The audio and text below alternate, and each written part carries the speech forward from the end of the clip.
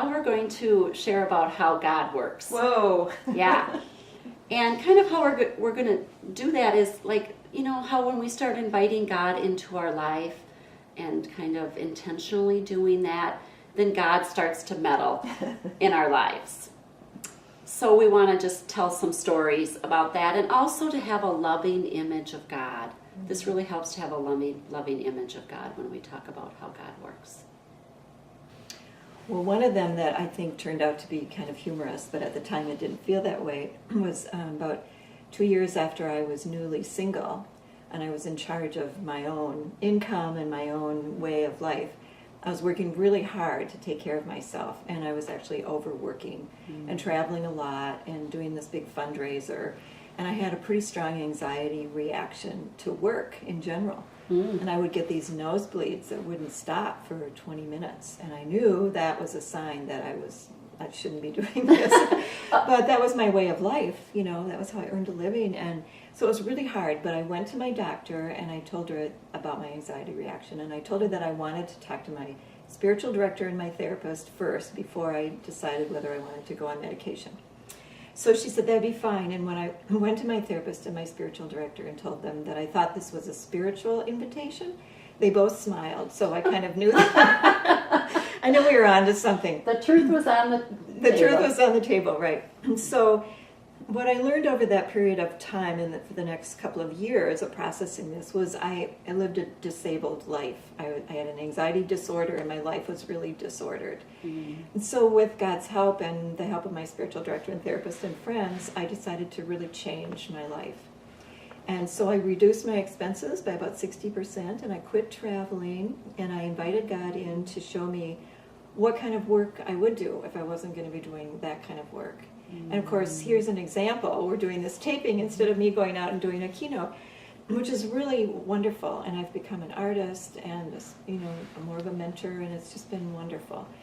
But what I think is really funny about how God kind of meddled with me in inviting me into that new place is now God has invited me to be an anchoress, which is a non-anxious presence in the world. And I feel more grounded than I've ever felt in my life.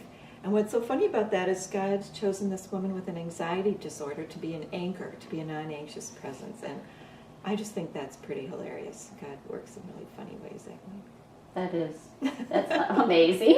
It is amazing. Taking something that's been so difficult and made it a gift. And made it a gift. It really has been a gift.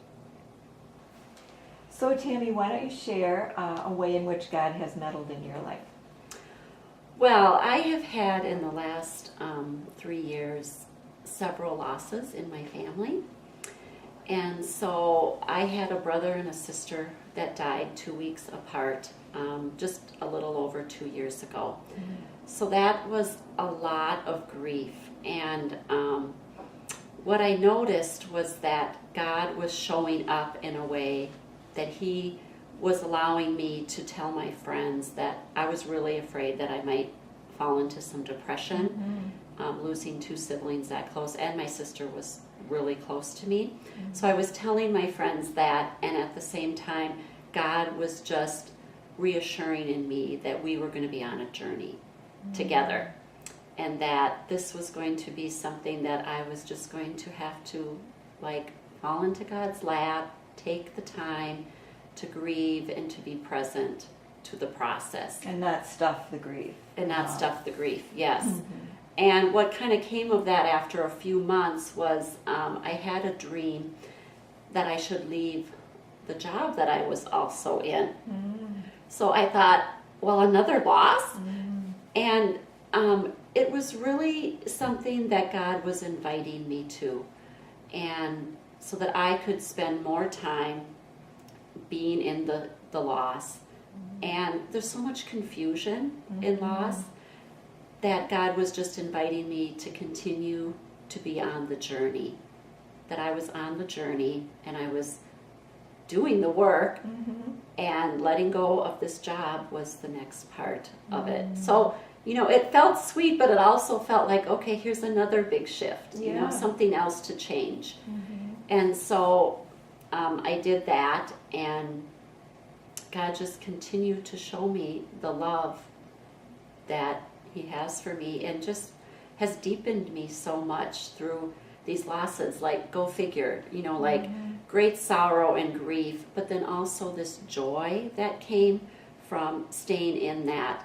And so what's happened is I just have a larger container for people who are experiencing loss or crisis in their life, and where I can just be a calm person, be present to that, knowing that God is so in it.